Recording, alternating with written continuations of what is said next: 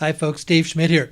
It's the evening of November 3rd as I'm coming to you this week. And yes, we've moved into a new month, and we only got about 2 months left in this year. And this year, 2015, has been quite a year for all of us in so many different ways. We've been anticipating a lot of things that are coming, and obviously you know what I'm talking about. It's the release of funds, but yet we're continuing to wait. I want to share something with you while I haven't been talking about that much. Basically, I've been asked to go into a blackout session and a blackout period. That is actually very good news, and that's all I can say about it, and I can't talk anything more. But what was it that I want to talk about this week? I want to mention about what is called being mindful of our purpose, being mindful about who we are as people of God, being mindful about why are we here. Last week, I had this absolutely wonderful guest on my program, Susan Marie, and many of you have emailed and you're starting to become acquainted with her. And she is this lady that does this angel activation work. Not only was she on the program on the video portion, but she was my guest on the radio program as well. I had her and 3 other people who had gone through an activation session with her. It's rare for me to bring a guest onto my program, and I mentioned that last week. And it's because I so believe and endorse in what she does and what it does to help change and transform our lives. Well, a week has come and gone. She has gone home to Canada, and here I am, here back into my office. This is my combination bedroom office that I have, coming to you with another week. And what's happened in this last week? Well, it was a huge another step in transition in my life. Really opened up a lot of stuff for me. Let me begin to see things differently. And when you have an activation of a deep sense of light coming into your life, not only does it give you these wonderful new experiences, but it also brings up to the surface the things that you need to work on. And here's what I want to talk about this week. I want to talk about what is the issue of duality, the world of duality that we live in, and the need to recognize that, and the need to what is called healing of the ego mind. We live in a world of duality. Everything around us operates in dualism. It is the very foundation and structure of everything that we experience and how life operates in this physical world that we live in. There's good, there's bad, there's up, there's down, there's positive, there's negative. Also, in a world of duality, we are taught in A Course in Miracles that we actually have 2 minds operating within us. That's dualism. We have this divine mind, that we are full and complete divine beings. All the fullness of the God operating within us, all the fullness of the kingdom of God taking place, all the love of God, all the clarity of God, all the power of God, all of that is in me, and that is what I am. I am all of that. That's the declaration, and Jesus said that in the Bible, and it's stated throughout in A Course in Miracles. But because we step into a physical body, we also have what is called this ego mind. And it's the ego mind that keeps us entrapped and keeps us and blinds us where we forget who we truly are in our divinity. The ego mind brings all the problems. The ego mind brings the issue of separation. The ego mind brings the pain. The ego mind brings the frustration. The ego mind brings the anxiety. The ego mind brings the thoughts of lack and scarcity. And it's prevalent throughout our world. All we have to do is look around and see it. And because we don't like the things of the ego mind, then what we do, we have a tendency to step into things and finding things that make us feel better. If we aren't deep into spirituality, we will do things of what is called physicality, the physical world. We'll seek more power, we'll seek more money, we'll seek more status, we'll seek more notoriety. As we begin to grow and move into our spirituality, we then seek things from a spiritual nature to make us feel good. We'll follow teachers. We'll do manifestations, mantras, affirmations, all the different practices. We'll seek out different areas of spiritual modalities of healing because we always recognize there is something that needs to be healed that is within us. We do all of this stuff, and they're all good and they're all important.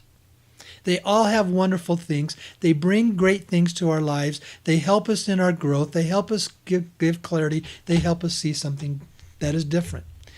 And in the last week, I had the wonderful experience of what is called these angelic activations, which was a wonderful spiritual experience. But for all practical purposes, it was just that, an experience. As long as I am in and having to deal with an ego mind, I can have this wonderful spiritual experience. But I will always end up at some point in time, my mind, my ego mind, will take me back to a problem. It will take me back to a place of suffering. It will take me back to a place of lack. It will take me back to a place of struggle. The spiritual practices are important, but at some point in time, we always have to incorporate into that the recognition that there is an ego mind that must be healed. And in the healing of the ego mind, it's just not recognizing that it exists, but it's also taking the action to heal it. Why? So that the spiritual experiences that we have become permanent in our life and not just temporary. Now let me tell you where I come from. You hear me quote A Course in Miracles a lot. As many of you know, I have a Master of Arts degrees in Biblical Studies, and for many, many years of my life, I had looked to the Bible as my guide and my direction. That's what I was taught. It's what I was taught in Bible school and in seminary, and it's what I taught in the churches that we went. The churches that I attend, we all recognized that the Bible was the authoritative Word of God. But I also, in the back of my mind, I struggled with a lot of stuff that was there. I tried to make it be so good to me. I tried to make it be important. I wanted it to be everything that I had been told and what I had been taught. And it's not that the people teaching that were bad. It's just that that's what they believed because they didn't know anything else. And I accepted that. But there came a time in my own growth, it wasn't quite cutting it because I thought something wasn't quite right here. Because now, as I look back, I can begin to realize that the Bible itself is very dualistic, filled with the love of God, but filled with a lot of hate, a lot of anger, a lot of judgment, and the need of crucifixion, i.e. the need to be punished, that God will punish us or make us go through a punishment in order to achieve our holiness and our enlightenment. Something in there just wasn't quite right. Now, being a student of the Bible, I also know and understand the history of how it came into existence. And very, very people understand that now, how it came about and why it came about and why the books that are in it are those that were there. The Bible, and predominantly the New Testament, is most of all the theology of St. Paul, far more than it is the teachings of Jesus. It's the theology of St. Paul that is carried throughout most of the New Testament. There was a reason why the authors of those who, at the canonization, which decided which books were going to be in the Bible, why they chose that route versus the route that came out through the Gospel of Thomas. Thomas was the disciple that was probably the closest to Jesus, but that's not talked about in the Bible. Thomas, the Gospel of Thomas, was the one that really clarified the teachings of Jesus more than anything else. And the Gospel of Thomas was shut out. In fact, copies of it were burned. And there was a copy that was dug into areas in Egypt, and it was in the 1940s in the Nag Hammadi digs that the copies of the Gospel of Thomas began to come forward. And they saw a sharp contrast in the teaching of the Gospels of Thomas in contrast to what we saw from the theology of St. Paul. A Course in Miracles really follows and aligns with the true teachings of Jesus that comes out of that. Now, when I tell you that I've adopted A Course in Miracles, because if you understand what it is the teachings of Jesus. Even in what we call our Bible, we would always accept that it was the Holy Spirit who basically inspired the writers and that there was inspiration in the writing. And yes, there is a lot of great inspiration that is in there. But any avenue of anybody that operates as what is called a spiritual conduit, whether it be through channeling, whether it be through psychic issues, whether it be through mediums, whether it be through prophets, whether it be through acting as a conduit of inspiration to write a Holy Scripture. In all of those, there is a filter of the human ego that comes through. And we see that's why it comes out that the Bible is so strong and dualistic in its nature in the writings of Paul. In the writings of the Gospel of Thomas, you didn't see this so much. Now, in the 1960s, see, if Jesus truly is who he says he was, the Master, and if he truly did rise from the dead, then he would truly have the capability to really clarify what was his true teachings and bring them forward to us. And in the 1960s, he began speaking to a woman by the name of Helen Schuckman. And for 8 years, she wrote down what he told her. And so the Course in Miracles is really Helen ascribing the true teachings of Jesus. That is what I incorporate in my life. Now, you don't have to accept that if you don't want to. You don't have to follow that if you don't want to. But here's why I like it so much. The Course itself states it is the only true, pure, non-dualistic teaching that is here available for us on earth. Everything else has dualism in it. There's one other item that comes very, very close, and that's the Vedanta out of the ancient Hindu practices. The Vedanta had come very, very close to that. We've had two masters who really truly lived that aspects of the true teachings of A Course in Miracles. And that was Buddha, and the other would be Yeshua, who we know as Jesus. His real name was Yeshua. Jesus is the English transliteration of that name. He is my master. He is the one that I follow. He is the one that I've had this deep, deep love for since I was 5 years old. I love him graciously, wondrously, wonderfully. His name is Yeshua. I call him Yeshua now because that was his true name. I have this deep affiliation with him, this deep love and passion for him, and I love what he brings because, see, he truly is and was and still is the master. He was the prototype for us, the example for us. We talk about wanting to move into becoming fully fifth dimensional beings. Well, he's the one who's done it more than anybody else. He lived that, and that's what came out of the resurrection, of the crucifixion for him. So when I talk about the guidance of A Course in Miracles, that is where I'm coming from, because I'm following the teachings of the person that I love the most, and his name is Yeshua. So why do I talk about this? Well, I'm going to paraphrase something that A Course in Miracles has to say. It's absolutely wonderful for you to follow different spiritual teachers and giving you guidance and direction, the things that they bring to you. But all spiritual teaching, if they do not incorporate and enfold into it the need to understand and recognize that there is a human ego mind that must be healed, then they're taking you on the long path and the long course, a very long path and a very long course.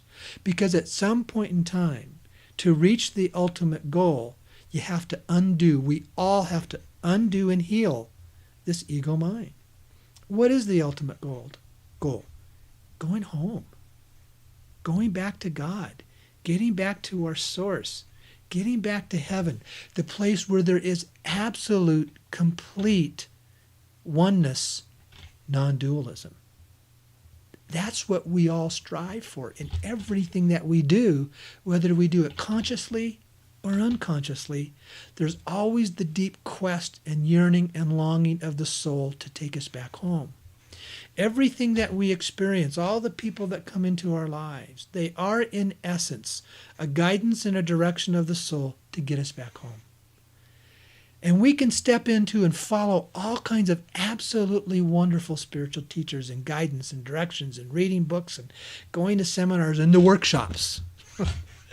But if they aren't incorporating into that the need to heal the ego mind, then it's just a long path, and it's a very long path. It is by understanding and recognizing that there's an ego mind that has to first be acknowledged and recognized, and then secondly has to be healed, that is the quick path. A Course in Miracles states that it's not the only path back home, but it is the quickest. It is the fastest. And it is what will bring to you the things that you want the most the quickest. I recently was introduced and asked to basically follow basically a YouTube video by a wonderful, wonderful spiritual teacher. And I'm not going to go into the name But the teaching was absolutely great. It was wonderful. And it was about 13 months old. And he talked about how all of us are masters. And you know what? The Course in Miracles states that, because that is who we are in our true divine identity. We are all masters. And in the process of being masters, we become people who bless. We become people who give. We become people who bestow wonderment upon others. But here's what I noticed. Nowhere in the teaching was he incorporating the need to understand that there is also an ego mind that has to be healed to get us there quicker. Now, the issue is that's an isolated teaching, because if you read or watch on YouTube some of his recent teachings, he is saying you got to do that. You have to understand and recognize, and here's a different way to say it. There is a shadow life that we all have. It is the ego mind that produces the shadow life. And the shadow life doesn't feel very good to look at. And we don't like looking at the shadow life. We don't like looking at the deep, dark parts of us. We don't like looking at what we call the ugliness of the unconscious guilt that we all have within us. Until we are willing to recognize that the ego mind produces very deep, unconscious, ugly stuff within us, and then not only acknowledge it, but then work on healing it, all we will find ourselves doing is basically spinning our wheels from a spiritual development issue. Now let me explain what I mean by that. We will find a teacher that is wonderful to us, or a type of a teaching that is wonderful to us, because we all follow them if we're hungry for growth and development. And it's kind of like stepping on the merry-go-round. It's a new experience. It's absolutely wonderful. We're experiencing growth in ourselves. This is the path that we are on at this time. And the merry-go-round has all kinds of different players on it, all kinds of different images on it, all kinds of different issues on it, all kinds of different experiences on it. But it goes around. And it comes back around. I thought, well, that was a good ride. Let's do this again. I'm learning. I'm growing here. I'm loving this experience. Let's go around again. And we'll go around again. And we'll go around again. And as we go around each time, we come to the point and realize, this isn't really giving me what I really, really want. Because see, down inside, what we really want is to go home. We want the reunification of heaven. We want the complete oneness of God. And so that merry-go-round doesn't quite do it for us. So we'll get off that one, and then we'll get on to another one. And we'll go around, and we'll go around, and we go around. We're learning lessons, and we're growing, but that one doesn't quite do it. It's not till we have to incorporate that in the merry-go-round experience, there is also an ego mind that must be healed. And that means looking at the deep shadows. And for a period of time, we have to step off the merry-go-round and look at the other direction. Because see, the merry-go-round, a circle around the merry-go-round, can kind of be like a lifetime. All religious and spiritual practices for thousands and thousands of years, the masters have always told us that we have all lived hundreds and hundreds, if not over 1,000 lifetimes. See, when you step on the merry-go-round, there's a lesson to be learned. And in the Course in Miracles, it says, trials are nothing more than lessons unlearned to step back on and do it again until we learn the lesson. And we'll go around in the merry-go-round. We'll go around in a lifetime. And if we don't learn the lesson in the lifetime, we'll go around again in another lifetime. See, there's a reason why that we have all lived hundreds and hundreds of lifetimes, is because the bottom line is there's a huge, huge resistance to undoing and healing the ego mind. There's a huge, huge resistance to looking at the deep shadows. Because you see, in all those merry-go-rounds experiences that we've had, yes, we've had lifetimes that where we are now. Because see, the very fact that you're listening to this, you're a seeker. You're a lover of God. You're someone who is wanting to grow and wanting to develop. You're wanting more in your life. You wouldn't be here listening to this if you were not. Most of you are the old souls. You've been around the merry-go-round a lot of times, and you're saying, I'm kind of getting tired of this merry-go-round stuff. But when we step onto the merry-go-round and we go into the merry-go-round life, we have all had lifetimes where we were the dredge of the earth.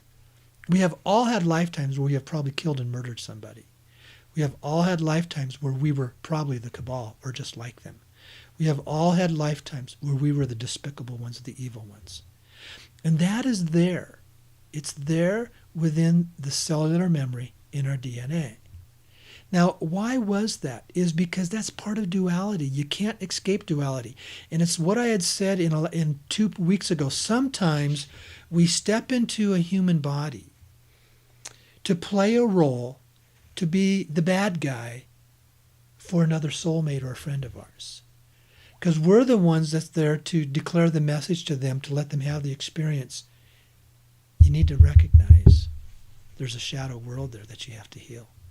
And if you aren't willing to recognize it, then you'll just step back on the merry-go-round for another cycle around. Until you'll come to the point where you realize this isn't working. It's just not working. There's got to be a better way. And when you come to that point, you realize the better way is undoing and healing the ego mind. See, that's where I've come in my growth and my development of my life. When we step onto the merry-go-round, we take on all kinds of different spiritual practices. We will work hard at affirmations and making statements and comments and saying, I am the master of my life and I'm the one who creates the world that I want. And that's very nice. We'll do affirmations. We'll have mantras. We'll declare decrees. We'll start practices. We'll even take on the issue of meditation and how important that is in our lives. And it's extremely important that you have a practice of meditation in your life every single day, because that is what helps you get in touch with the part of the mind of both sides, the divine mind and the ego mind that you need to heal. All of those are extremely important. But I want to paraphrase something again from A Course in Miracles. 99% of the time, your affirmations, mantras, and decrees never come to pass. But yet we keep doing them over and over and over and over again, because that's what we've been taught, and that's what we believe, and we think it's going to work, but it won't work until you begin to clear and heal the ego mind. Why? Because it is the shadow issues, the density that's created from these issues, the Akashic records that we have within us, that is embedded in the cellular structures of us in our DNA, that blocks the energy of the affirmations and mantras and decrees from coming to pass. Let me tell you what I experienced in my life. I want to talk about the importance of meditation. I ignored it for most of my life. I was this guy that was living my life from a Western world perspective, and meditation was one of those things that was Eastern, and I just didn't really have much interest in anything that was Eastern. But it was, about 8 or 9 years ago, I was reading the book, The Secret, that most of us were familiar with, understanding the law of attraction principles, and an absolutely wonderful book. And I was reading that, and in there was a comment by the author, Rhonda Byrne. Of all the people that she interviewed, she said there was one thing that every single one of them had in common. They all had a daily discipline practice of meditation. Because they understood that it's in meditation that you quiet what is called the ego mind, and then allow the truth part of your subconscious mind to come to the focus of who you truly are and what you want to do. And meditation is a retraining of the mind, is what it is. It's an exercising of your mind. Just as physical exercise is done through exertion, exercising, just as the physical body, I should say, is done through exertion, meditation is the exercise of the mind that is just the opposite. It's done in quietness. It's in the quietness that you begin to exercise the mind. Well, I thought, maybe I should give that a try, and I procrastinated and I put it off. Well, it was about 8 years ago that I had an incident. I ended up having basically an accident where I severely bruised my hip, and it was a little bit painful to get up and walk around, and I wasn't working at the time, so I thought, I'll just stay in bed because I don't like to get walking around. It's kind of painful. So I stayed in bed for about 3 days, and I started doing some reading, and then all of a sudden that thought came to me. you know what? I'm laying here in bed and I got the time. I might as well try this meditation thing. I'd never really done it before. And basically, I ordered and downloaded an MP3 tape to kind of help me along the way in the practice on it. And I started doing it. And then that felt pretty good. Then the next day, I started doing it again. Well, here's something that a lot of you may have not known of me. I was diagnosed as having ADD. Yeah, I was one of those ADD guys. I wasn't the ADHD, the hyperactive. I was just the ADD. And that became diagnosed when I was around 42 years old. It had always been there. And so obviously they did. They put me on the medication of Ritalin. And I had been on Ritalin for 11 years. And here's what I noticed. After 3 days of meditation, it was working and it was doing something for me.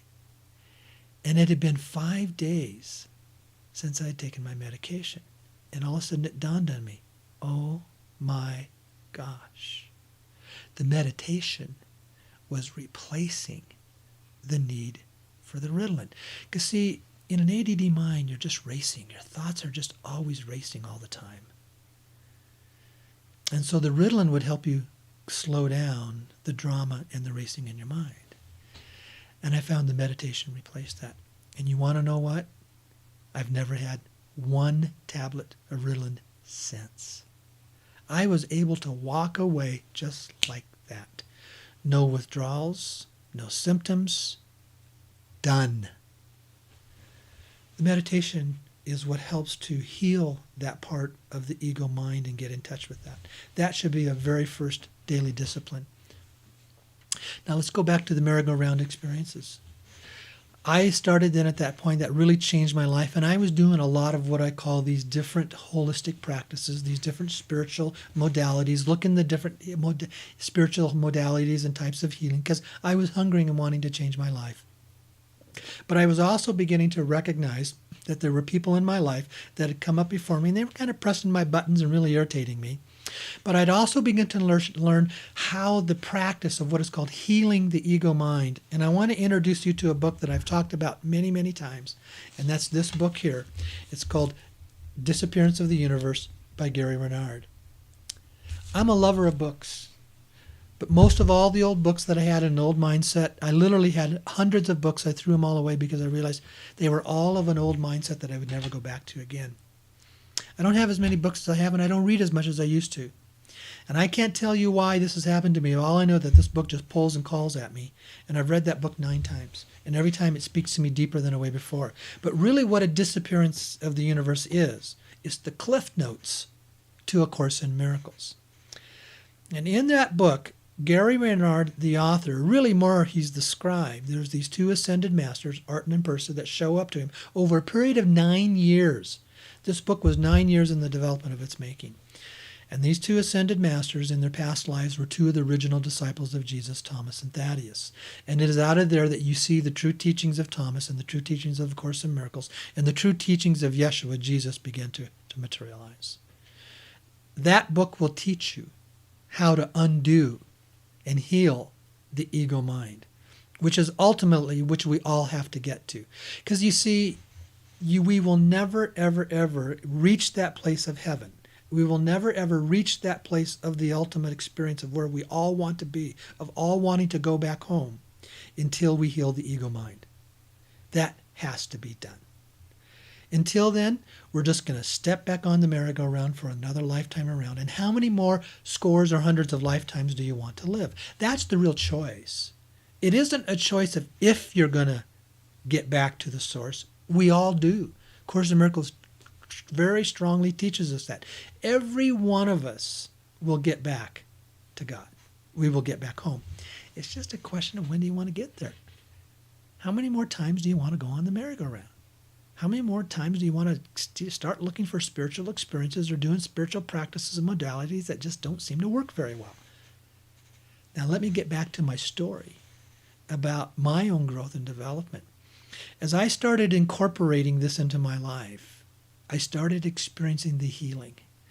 And the real essence in all of that is the practice of forgiveness. Now, I'm not going to go into that tonight. I'll do that at another time. I'll really talk about the in-depth, about how the Course in Miracles teaches what is called quantum forgiveness. Forgiveness that is so different than anything that we normally understand in this 3D world. But in that teaching that is there, and as I begin to embrace that and make that become a part of my life, I noticed there was healing beginning to happen within me. And then all of a sudden it came to this point where things just broke. It's like I reached the point to where it was done. And I can remember I had been going through a period of time where I had these two people that in my mind, the drama thoughts were there. I was just kind of fighting and battling them. But I kept working with these principles. I kept applying it. I was very diligent at it and very vigilant because I so wanted this in my life. And then it happened. The healing took place in that area. And then from that point on, I went into another huge step of change.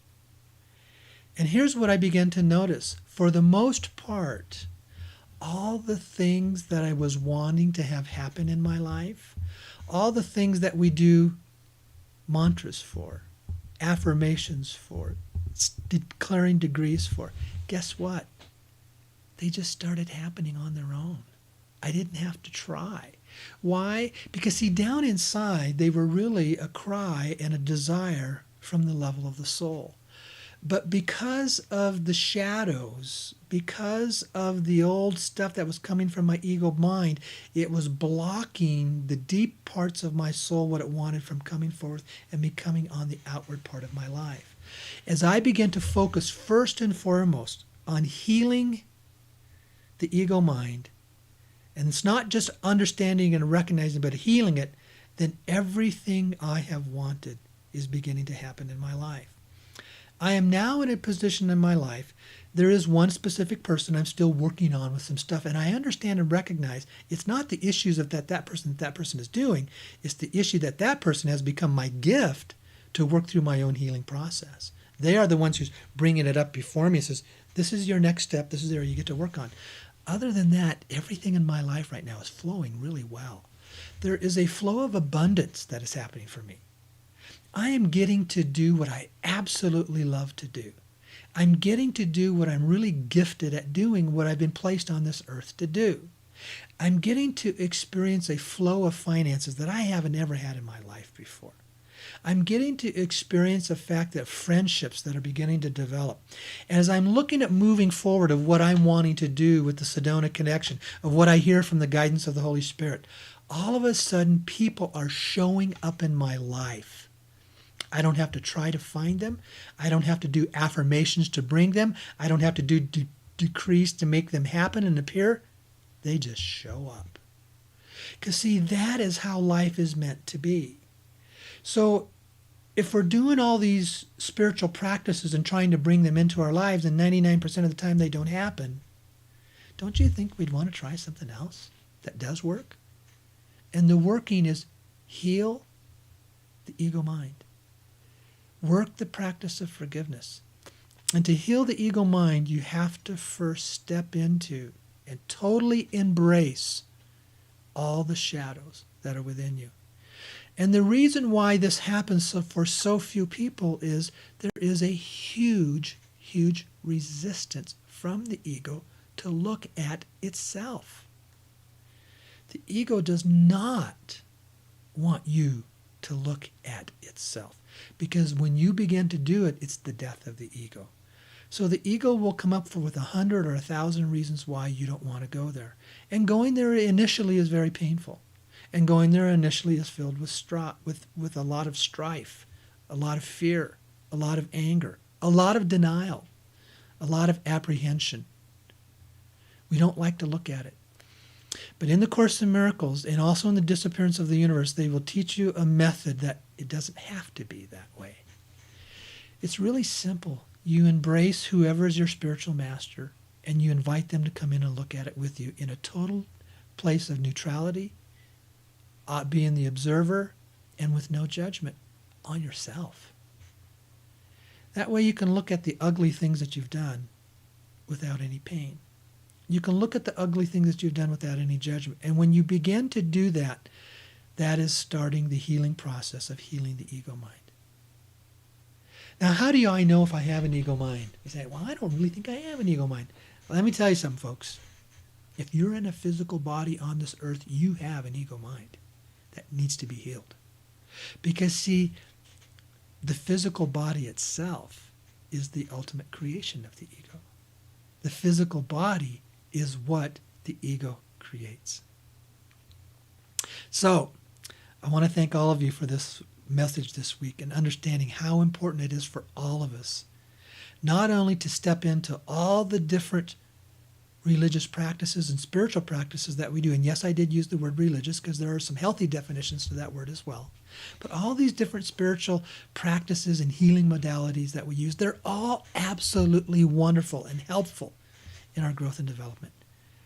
But we also have to incorporate into that the need to acknowledge there's an ego mind that must be healed and shadows that we have to look at to heal those. Because when we do that, then everything that we want, everything that we strive for, everything that we work toward, and all those spiritual modalities, they just begin to happen because you've released the block. If there's an area in our lives that we truly want to be masters, it's masters at healing our soul, masters at healing the ego mind. Because when you heal the ego mind, the divine mind just comes forward on its own. It's not something I have to strive toward because it is something that I am. That is the real true essence of my identity. I am all divinity. I am the love of God. But it's not coming out on a daily basis because I got this other ego mind to heal. And I'm doing that. That is the biggest passion in my life. And that's why I share this with you. So join with me as you follow along in the coming weeks and months, because I'll be talking some more about this. And yes, there's a point in time I'd like to get back to talking about the financial and the issues, but I have to respect what I've been asked to do, because there's a reason for that. And there's good news coming down the road with all of that as well. And then we know when the funds are released, and when you've healed the ego mind, all of a sudden money becomes extremely powerful in your life for the right reasons. The right reasons. Thank you so much. Love all of you. Join me on the radio program tomorrow night because I'll be talking more about this. Thanks a lot. Okay, bye-bye.